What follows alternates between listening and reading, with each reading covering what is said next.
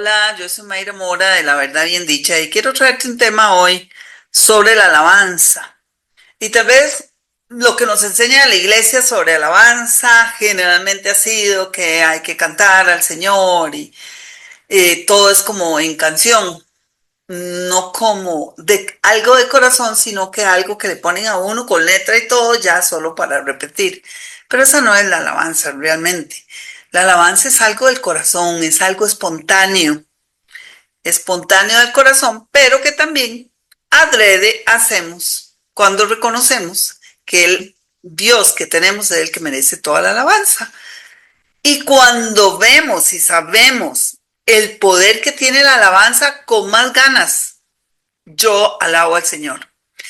Pero sin conocimiento, puede ser que tal vez no te gusta mucho la alabanza. Es más, hay personas en nuestra iglesia, en Familias para Cristo de Costa Rica, que han dicho que llegan tarde porque no les encanta la alabanza. Y no porque el grupo sea malo ni nada, sino porque les da pereza cantar y así lo han dicho. Ah, no, es que la alabanza no me interesa. Lo que me interesa es la palabra. Entonces se quedan con que les interesa la palabra, pero en la alabanza pueden suceder muchas cosas. Y te voy a contar ahora, entre lo que te voy a hablar, algo muy importante, cómo suceden milagros dentro de la alabanza. Voy a tomar la Biblia y vamos a verlo. El Salmo 34:1 dice, bendeciré al Señor en todo tiempo, continuamente estará su alabanza en mi boca. Este personaje que escribe esto, que es el rey David, él sabía lo que funcionaba la alabanza en su vida. Y no podría darte un estudio en este momento de eso porque estoy dando a grosso modo lo que significa la alabanza, pero podría después hablar un poquito de David en algún otro momento. David vio la gloria de Dios en la alabanza y por eso David se deshacía alabando al Señor, hacía lo que fuera, alababa al Señor danzando, haciendo lo que fuera, aunque los demás dijeran que qué vergüenza, no le importaba. Pero era el fruto de su relación con Dios, porque él había vivido desde muy jovencito cuidando ovejas y él vio la gloria de Dios, cómo el Señor le dio fuerza para salvar a sus ovejas, cómo le dio fuerzas para matar a un león, un oso. Y entonces él sabía que no era por su propia fuerza que lograba todo eso, él lo lograba por lo que Dios había hecho en él. Él tenía un corazón para alabar al Señor. Pero hay muchos salmos que hablan de la alabanza, muchos salmos. Entonces, mi pregunta es, ¿por qué alabamos a Dios o por qué tenemos que alabar a Dios? Y bueno, la alabanza es el resultado del amor a Dios. Porque cuando vemos todo lo que ha hecho por cada uno de nosotros, cuando vemos cómo nos ha salvado, y hay cosas que no sabemos que nos ha salvado, pero nos ha salvado, cuando lo podemos percibir así como el que nos está cuidando y el que nos proveyó y el que nos salvó de aquella torta, ¿verdad? Como decimos nosotros, en realidad lo único que queda es alabar a Dios, darle gracias, bendecirlo y estar contentos en Él. Y no podríamos quedarnos callados porque sería una ingratitud. La verdad es que la alabanza es más una bendición para nosotros que para Dios. Digamos que Dios no necesita la alabanza porque tiene los ángeles que lo alaban. Hay gente que cree que es que Dios necesita la alabanza. Una vez cuando fui a evangelizar, bueno, cuando estaba estudiando en el Instituto Rema aquí en Costa Rica, nos fuimos a evangelizar a la Universidad de Costa Rica. Y un muchacho me dijo, ¿yo cómo voy a creer en Dios si siempre está necesitando alabanza y pide a la gente que lo alabe? Es un Dios muy centrado en sí mismo. Me pareció un comentario muy tonto, muy ignorante, pero al mismo tiempo ese es el concepto que le enseñaron a él. Y qué triste porque hay muchas cosas buenas de decir de Dios para que dijera eso, pero ve lo que tiene la gente en su mente, ¿verdad? Es nada que ver. Entonces, no es que Dios necesite la alabanza, es que si lo vemos del otro lado, si Dios nos dice que lo alabemos, es porque nosotros necesitamos la alabanza. Es que cuando lo entendamos, vamos a entender por qué Dios dijo que lo alabáramos, porque es para nosotros la bendición. Entonces, por ejemplo, te voy a decir que cuando mi mamá estuvo enferma, y ya he contado, como iba a morir tan feo, pero no murió así, porque decidimos hablar otra cosa, porque la vida y la muerte está en poder de la lengua, decidimos profetizar una muerte diferente a la que le habían pronosticado. En el funeral yo solo alababa a Dios. ¿Cómo no iba a alabarlo? ¿Cómo no iba a darle gracias? Porque lo que dijo el médico no se cumplió, sino que lo que dijimos, basados en las escrituras, fue lo que se cumplió. Que mi mamá iba a dormir. Y durmió. Entonces, ¿cómo no alabar a Dios? Es que lo mínimo que podemos hacer es ser o sea, tener gratitud para Él. Eso es lo mínimo. Pero eso significa que primero tenemos que reconocer sus bondades. Si no lo podemos reconocer, qué torta. Porque entonces es como un Dios que no existe. Isaías 26:3 dice, tú guardarás en completa paz a aquel cuyo pensamiento en ti persevera porque en ti ha confiado. Y me gusta esto de que Él guarda en completa paz a los que perseveramos en el pensamiento, en Dios, ¿verdad? Pensamos en Él, pero dice porque en ti ha confiado. ¿Cómo le demuestro yo a Dios que estoy confiando en Él? ¿Cómo le puedo demostrar a Dios que estoy confiando en Él? Cuando descanso en Él y lo alabo. Y en lugar de hacer y hacer y hacer y tratar y de inventar y todo para salir de una situación, lo alabo, lo bendigo porque Él está cuidando de mí, de los míos, de mi país o lo que sea. Ahí demuestro. Entonces, demostrar es alabar, estar gozoso, estar tranquilos delante de Dios. No es una cuestión como de quedarse callado. Y eso pasa con muchas personas, sí, por dentro como que lo entendieron, pero no lo alaban. Y esta es la manera que vos y yo, cualquiera que está alrededor de nosotros, se da cuenta que estamos confiando en Él, por la manera como nosotros reaccionamos, si lo alabamos, si lo bendecimos su nombre, ¿verdad? Entonces, esa es una manera de confiar en Él, alabándolo y no quejándonos. Ay, sí, yo confío en Dios demasiado. Y comenzamos con las quejas. ¿Vos qué crees? No, no estamos confiando. O sea, no podemos tener dos maneras de hablar. O estamos confiando en Él y lo alabamos, o no estamos confiando en Él y nos quejamos. Pero no las dos cosas juntas. Y estaba pensando que el pueblo de Israel en el desierto pasó quejándose. ¿Te acordás? ¿Cómo se quejaba el pueblo de Israel? Y se quejaba porque no hay agua, y se quejaba porque el pan, se quejaba porque ya era demasiado maná y no tenían carne.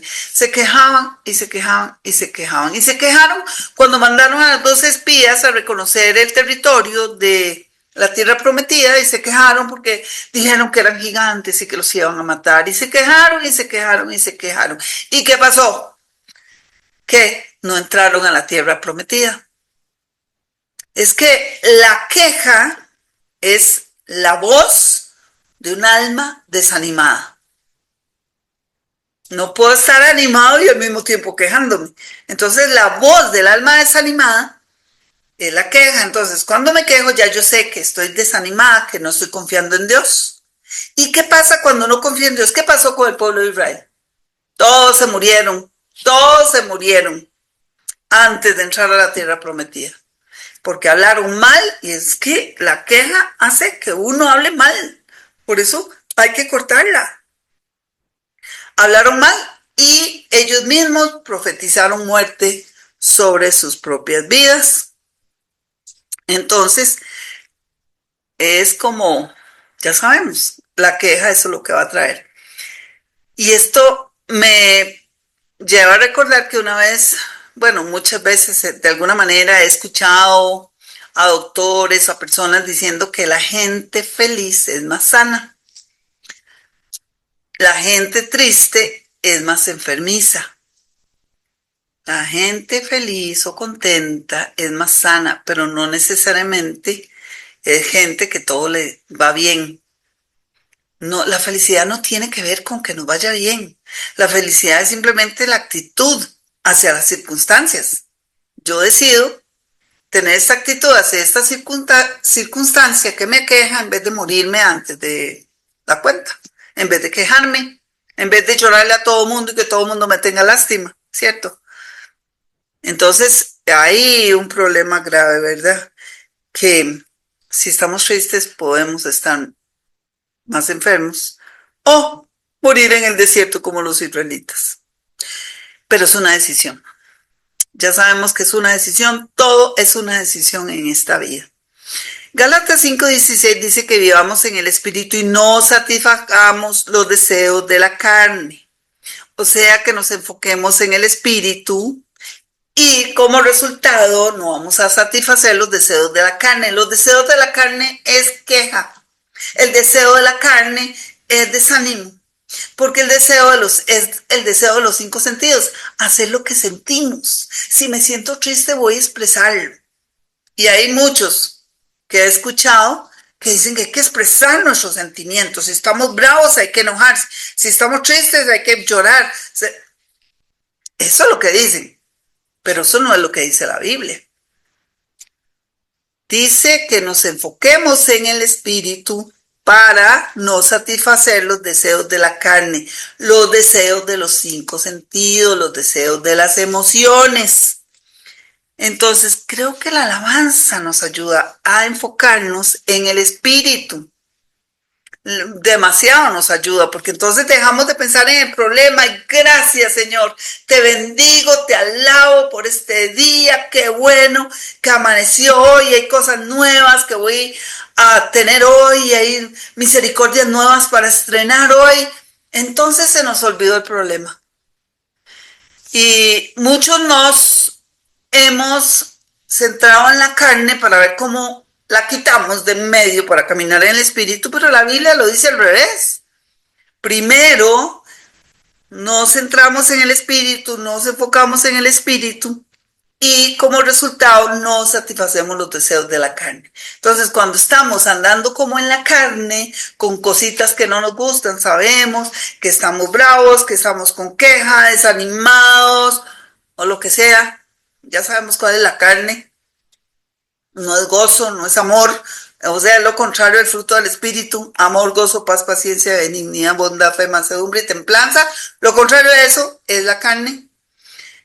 Entonces, cuando estamos en eso, en lugar de batallar contra la tristeza, enfoquémonos. Yo soy un espíritu, yo tengo la identidad de Cristo, yo soy una nueva criatura en Cristo Jesús, tengo la justicia de Dios, punto. Esa es mi identidad, estoy sentada en lugares celestiales.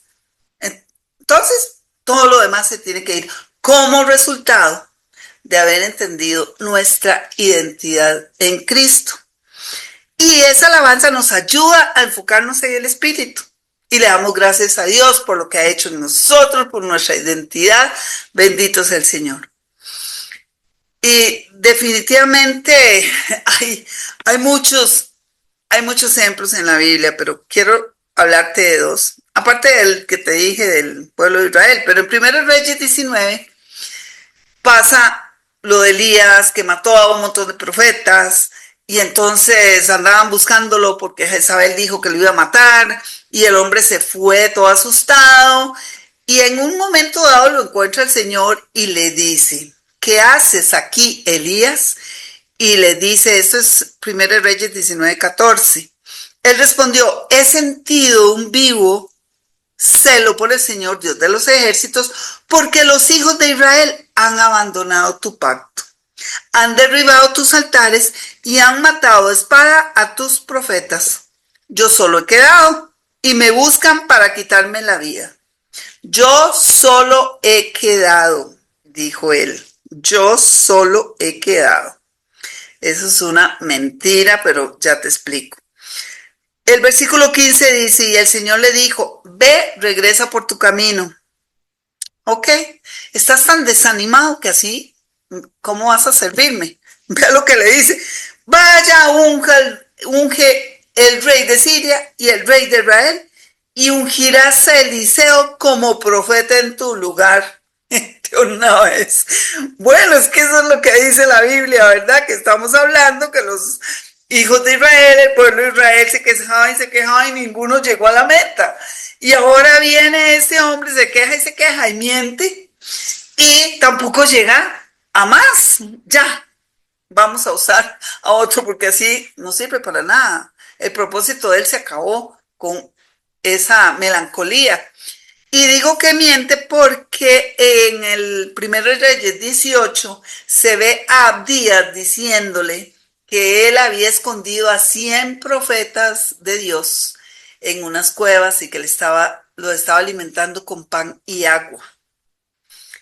Entonces Elías sabía que habían 100, porque después de esto viene en el capítulo 19, donde él mata como 850 o por ahí, profetas de Baal y de Aserá, creo que era, bueno, de ídolos, los mata y según él está solo, pero él se le olvidó que le habían dicho que habían 100 profetas escondidos. Entonces me pongo a pensar, es que cuando uno quiere ver las cosas mal, las ve mal. Cuando uno está desanimado, ve todo distorsionado. Qué terrible. Se distorsiona todo cuando uno está desanimado. Y vean, el mismo profeta, no, perdón, el mismo pueblo de Israel, estaban tan desanimados porque vino unos grandes gigantes que comenzaron a mentir diciendo que no iban a poder luchar contra ellos, que ellos los veían como langostas, sin haber entrado en sus mentes, ¿verdad? Porque cuando alguien está desanimado, cree cualquier mentira que el diablo le traiga. Eso es todo. Es un momento de vulnerabilidad y se cree cualquier pensamiento que el enemigo traiga. Por eso hay que tener cuidado. Yo que me desanimaba y tengo también en YouTube, tengo mi testimonio de mis tristezas que me daba mucho desánimo o muy fuerte, depresión y cómo fui liberada, pero todo ese tiempo que yo estaba deprimida, yo pensaba que era la peor persona del mundo, cosa que cuando estoy bien jamás voy a pensar eso, ¿verdad? Me veo en Cristo, pero en ese momento no, porque está uno tan vulnerable que resulta que uno cree todas las mentiras que le traiga el enemigo a la mente. Y eso le pasó a Elías. Pobre Elías, en ese momento ya no podía tener un ministerio. Entonces, vaya, busque de una vez su sustituto, más o menos así le dijo el Señor, ¿verdad? Ok, entonces, no podemos olvidar las bendiciones de Dios. Cuando nos olvidemos o obviemos las bendiciones de Dios es que estamos desanimados. Y cuando estamos desanimados, somos blanco fácil para pensamientos negativos y terribles. Hay una frase que le he escuchado a alguna gente que dicen, Dios le da las peores batallas a sus mejores guerreros. Eso es antibíblico. Dios no le da las batallas. Uno se mete en los problemas. Eso es antibíblico. No dice que Dios le dé, no sé a dónde lo toman. No dice, pero si a mí me llama alguien, si me recluta alguien y me dice, como sos tan buena, te voy a dar las peores batallas, yo le digo, chao, chao, papito. ¿No es cierto? O sea, hay que sobrevivir, pero uno no haría eso. No es cierto, yo no sé, lo han hecho como que la gente que sufre mucho quiere verse mejor y más interesante o más lleno de Dios. No sé cuál es la razón, quién lo inventó, pero pareciera que es eso, pero no es cierto. Dios no da batallas. Estamos en un mundo caído y tenemos que cooperar con el diablo para que él nos toque, porque lo único que él puede hacer es engañar. Y así empezó. Con Eva no la tocó. A Eva no la tocó para enfermarla y que se muriera. No, solo la engañó. Haga el contrario a lo que Dios le dijo y verá. Y sí, lo hizo. Y terminaron todos muriendo. Bueno, y a todos nos heredaron eso, ¿verdad? Aquí fue que ella habló con la serpiente. Aquí le creyó sus mentiras y todavía el ser humano lo sigue haciendo. Entonces no tienen, o sea, necesitamos cooperar con el enemigo para terminar en problemas. Entonces eso no es cierto. Otro caso de la Biblia, y ese es me gusta mucho, y con este caso termino, es el de Josafat, rey de Judá, que tuvo que ir a la guerra, pero él llamó a un profeta de Dios para que le dijera si le iba a ir bien o no. Entonces, esto está en 2 Crónicas 20. Dios le dijo a través de ese profeta, no teman ni se acobarden delante de esta gran multitud, porque la guerra no es nuestra, sino de Dios. No necesitan pelear, les dice, estén quietos y vean la salvación del Señor. No necesitaban pelear. Estén quietos, estén quietos. Simplemente no hagan nada. Pero, claro, Josafat oró y Dios le dio el plan. Sí, no haga nada no significa quedarse así. Ay, ¿a qué hora va a pasar esto? Uy, qué miedo. Uy, qué susto. ¿Y si nos matan? No, es que ahí sí somos blancos de nuestra mente, de la incredulidad y todo lo que negativo que se nos ocurra. No, el plan fue, en vez de mandar al, bueno, generalmente los mejores, los más valientes guerreros en aquella época los ponían adelante para que se tiraran contra los otros, ¿verdad? Pero él, en vez de eso, lo que puso fue a los cantores, a los salmistas, adelante del ejército, en primera línea. Imagínate. Entonces, cuando ellos se ponen a cantar, porque esa era la estrategia que Dios le dio, y alabar a Dios, dice la palabra de Dios que el Señor puso emboscadas contra sus enemigos y terminaron corriendo, los persiguieron, los derrotaron completamente. Dios puso emboscadas. Es que creo que la alabanza es la que hace que sucedan cosas, porque ponemos los ángeles a trabajar. No creo yo, por lo menos yo personalmente no creo en mandar a los ángeles, aunque sean ángeles ministradores, mandarlos a hacer cosas, porque dicen un salmo que ellos obedecen a la voz de su precepto, del precepto de Dios, de la boca de Dios. Entonces, creo que Dios los manda a hacer lo que quieran cuando yo estoy en comunión con Él y en alabanza, por ejemplo. Cuando yo estoy conforme a la palabra, tengo un escudo protector. Entonces, Él manda a los ángeles. Y eso fue lo que pasó. En medio de la alabanza, Él mandó a los ángeles. Y ese pueblo fue derrotado por Josafat, el rey de Judá. Me encantan esas historias que hay en el Antiguo Testamento porque lo hacen a uno meditar en muchas cosas que tal vez el Nuevo Testamento no tiene estos grandes ejemplos. O sea, son diferentes, ¿verdad? Hay muchas cosas del Nuevo Pacto y lo necesitamos, el Nuevo Testamento obviamente, porque es Nuevo Pacto y es en el pacto que estamos ahora nosotros. Pero estos ejemplos son como que el Antiguo Testamento tiene muchos ejemplos de fe, muchos milagros. Y eso ayuda a nuestra fe y a conocer a un Dios que es un Dios de milagros, un Dios que dijo y cumple. Y cuando alabamos al Señor, vamos a ver la gloria de Él. Yo sé que es difícil, sí, cuesta tal vez, pero es una decisión. Igual que cuesta perdonar, pero es una decisión. Cuesta amar, pero es una decisión. Pero todos son esos, y la alabanza cuesta, pero es una decisión.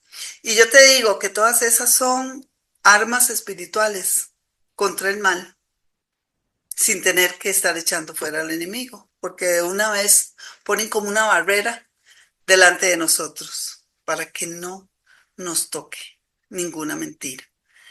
Así que te insto a tener un corazón agradecido, alabar a Dios, hacerlo a propósito. Cuando, no sé, cuando te levantás y pones un versículo que te recuerde, el gozo del Señor mi fortaleza es. Y entonces, ay, sí, no tengo gozo hoy, pero voy a alabar al Señor. Y el gozo viene con la alabanza. El agradecimiento, ay, sí, gracias, gracias, Señor. Gracias, Señor. Te insto a alabar a Dios. De verdad, vas a ver milagros. Yo creo que sí. Yo los he visto en mi vida. Bueno, espero un like por ahí y que te suscribas a mi canal. Bendiciones.